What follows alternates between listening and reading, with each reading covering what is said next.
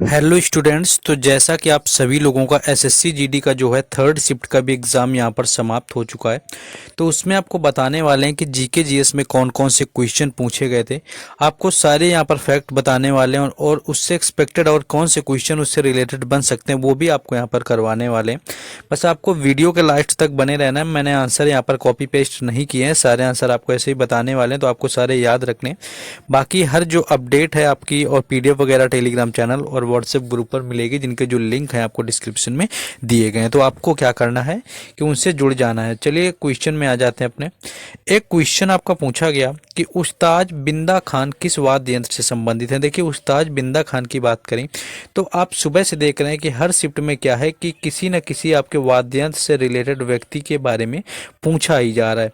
तो अगर यहाँ पर बात करें इनकी उस्ताद बिंदा खान की, तो इनका जो संबंध है वो तो है सारंगी से। लेकिन आपका सुबह में क्या पूछा गया, एक आपका पूछा गया था पन्नालाल घोष।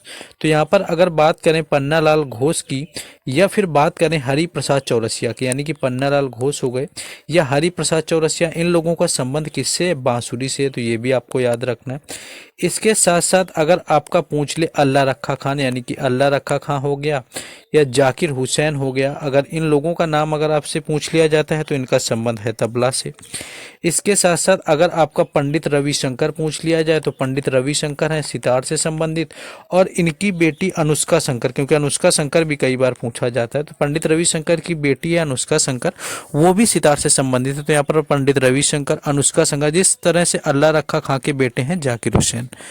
तो ये आपको यहाँ पर याद रखना है। इसके साथ साथ और आपको बता दें आपके हो गए, हाँ, शिव कुमार शर्मा एक आपको याद रख लेना है। शिव कुमार शर्मा भी कई बार पूछ लिया जाता है।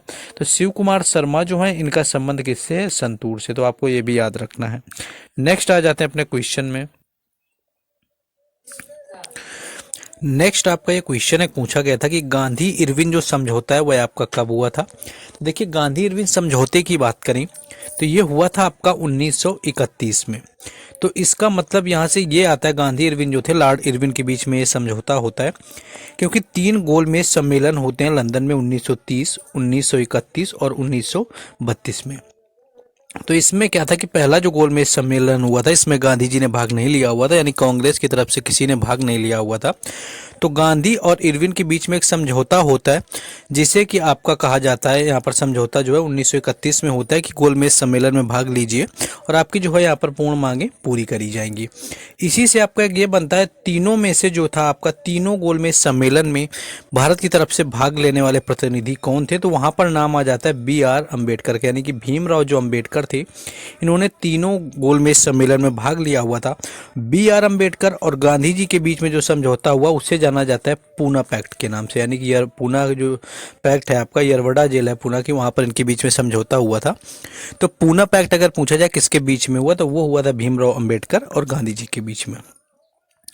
नेक्स्ट एक और देखिए, मॉडर्न आपका हिस्ट्री का पूछा गया था गांधी जी से रिलेटेड क्वेश्चन कि चंपारण सत्याग्रह का नेतृत्व किसने किया हुआ था। देखिए अगर चंपारण सत्याग्रह की बात करें तो ये पहला सत्याग्रह रहा हुआ था गांधी जी का, जो कि 1917 में हुआ था। 1917 में हुआ था और इसका नेतृत्व किसने किया हुआ था, गांधी जी ने।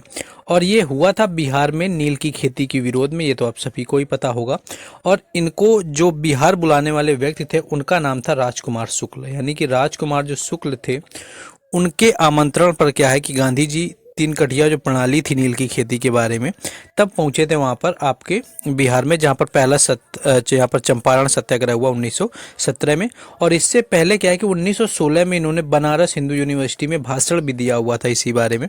तो अगर आपसे ये पूछे गांधी जी ने पहला भाषण कब दिया हुआ था भारत आने पर, क्योंकि ये आए थे 1915 में लौटकर, 1915 को लौटते हैं 9 जनवरी को, और इसीलिए क्या होता है कि 9 जनवरी को भारतीय प्रवासी दिवस भी मनाया जाता है इसी वजह से। तो ये आपको याद रखना है। तो व्यक्तिगत जो इनका सत्याग्रह था पहला रहा हुआ था। इसके बाद आपका जो खेड़ा सत्याग्रह था, इसके बाद में खेड़ा आंदोलन, वो रहा हुआ था इसके 1 साल बाद, यानी कि 1918 में। तो ये चीजें आपको इतनी यहाँ से याद रखनी है। नेक्स्ट हम लोग आगे बढ़ जाएंगे। नेक्स्ट आपका क्वेश्चन यहाँ पर है कि भारत की जलीय सीमा कितने देशों से लगती है। देखिए आपका जलीय सीमा का डायरेक्ट आपसे पूछ ले तो आपके कुल 7 देश हो जाएंगे जिनसे कि जलीय सीमा लगती है। अगर यहाँ पर देश पूछे जाए तो आपका पाकिस्तान भी लगता है, आपका श्रीलंका भी लगता है, आपका मालदीव भी लगता है, आपका बांग्लादेश भी लगता है, आपका म्यांमार भी लगता है, आपका थाईलैंड भी लगता है। कितने आपके हो गए? थाईलैंड, म्यांमार, बांग्लादेश, मालदीव, श्रीलंका और आपका क्या हो गया? एक पाकिस्तान। और इसके साथ में आपका एक बचता है इंडोनेशिया। तो ये कुल 7 देश हैं जिनकी जो सीमा है भारत के जलीय सीमा साझा करते हैं। और अगर भूमिगत सीमा की बात करें कि सबसे ज़्यादा किस देश के साथ में लगती है तो वो फिर बांग्लादेश हो जाता है। सबसे ज़्यादा भूमि सीजा आपकी सीमा साझा होती है बांग्लादेश के साथ में, और जो सबसे कम साझा होती है वो होती है साझा अफगानिस्तान के साथ में। तो ये चीज़ें आपको यहाँ से इतनी यहाँ पर याद रख लेने। और भारत और पाक के बीच में जो आपका जलडमरू मध्य स्थित है, यानी कि जिससे कि दोनों का वो होता है आपका बीच का जरिया है, तो ये पाक जलडमरू मध्य यानी कि पाक जल संधि है वो भारत और श्रीलंका के बीच में आती है। और अंडमान और निकोबार को जो अलग करता है वो 10 डिग्री चैनल अलग करता है। तो ये भी यहाँ पर याद रखना है। तो इतनी चीज़ें आप लोग दिमाग में रख लेंगे। नेक्स्ट आगे बढ़ेंगे, लेकिन उससे पहले देखिए मोस्टली क्या क्वेश्चन होता है जब टीसीएस के द्वारा क्वेश्चन पूछे जाते हैं तो ऑलमोस्ट क्वेश्चन सारे पीवाईक्यू होते हैं, यानी प्रीवियस ईयर क्वेश्चन पूछे जा चुके होते हैं। जितने भी क्वेश्चन अब तक पूछे गए सभी क्वेश्चन आपके पूछे जा चुके हैं पिछले सालों एग्जामों में। तो उन सभी जो आपके पिछले एग्जाम हुए थे कुल 76 शिफ्टों में, यानी कि 76 शिफ्टों में जो एग्जाम हुए थे उन सभी क्वेश्चन की PDF यानी कि ई बुक आपकी तैयार कर दी गई है, जो कि आपकी ये है। और इसमें क्या है कि आपके with option with extra fact सारे क्वेश्चन है जो कि आपको मिल जाएगा सिर्फ 25 रुपीज़ में। तो आपको परचेज करने के लिए आपको क्या करना है कि आपको डिस्क्रिप्शन में लिंक दिया है तो आप वेबसाइट से जाकर के आप परचेज कर सकते हैं, या आपको वहाँ पर व्हाट्सएप नंबर दिया हुआ होगा जिसके माध्यम से भी जाकर के आप परचेज कर सकते हैं। व्हाट्सएप से आपको डायरेक्ट मिल जाएगी।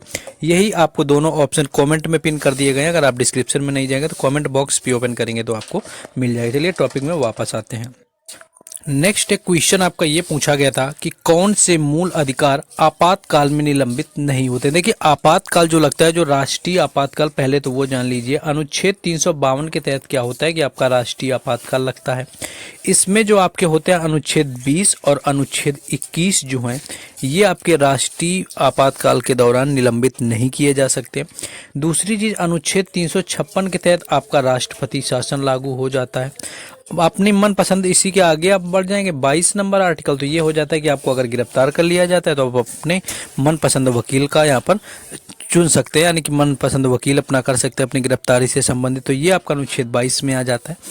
बाकी आपको अगर बात करें ये मौलिक अधिकार लिए कहाँ से गए हैं, तो मौलिक अधिकार जो हैं ये आपके अमेरिका से लिए गए। यहीं अगर आपके मौलिक कर्तव्य की बात कर ली जाती तो मौलिक कर्तव्य लिए गए थे रूस से। मौलिक कर्तव्य आपके संविधान में थे भी नहीं। मूल संविधान में 42वां संविधान संशोधन होता है 1976 यानी 1976 में, तब आपके 10 मौलिक कर्तव्य जोड़े गए और बाद में 11वां भी आपका जोड़ा गया 86वें संविधान संशोधन में। नेक्स्ट आगे आ जाएंगे क्वेश्चन में। नेक्स्ट एक क्वेश्चन था आपका कि हरित क्रांति से रिलेटेड आया हुआ था, क्वेश्चन नहीं पता। देखिए हरित क्रांति की बात करें तो सबसे पहले अगर आपसे ये पूछे किस दशक में आई थी, तो 1960 से लेकर के 1970 के दशक में आई थी हरित क्रांति।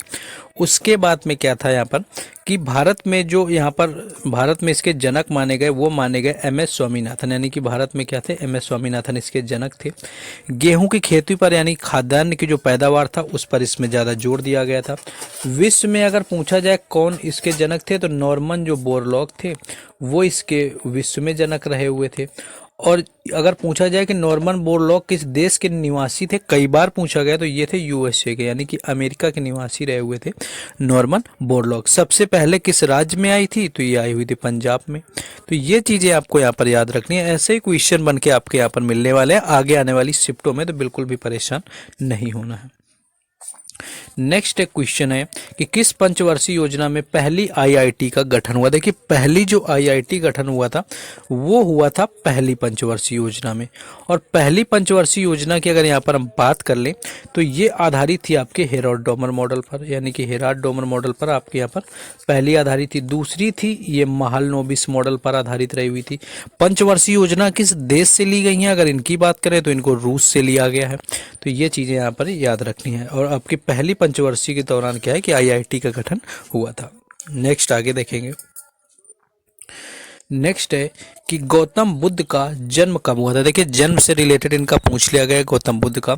तो गौतम बुद्ध का जन्म होता है 563 ईसा पूर्व में, सभी को पता होगा, लुम्बिनी नामक गांव पर होता है।